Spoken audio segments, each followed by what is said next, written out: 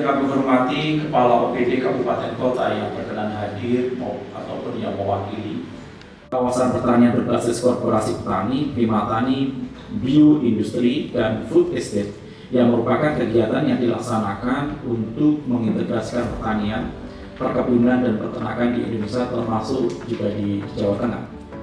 Banyak Bapak Ibu yang rawuh secara offline pada pertemuan untuk mendapatkan hal-hal yang membangun pertanian berkelanjutan di Provinsi Jawa Tengah.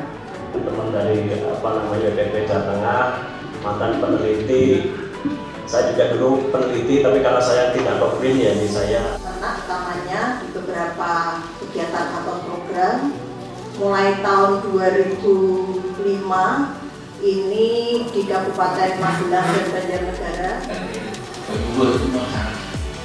Sangat dibutuhkan. Sekarang satu kabupaten butuhnya hanya 20 orang melayani 15 kecamatan.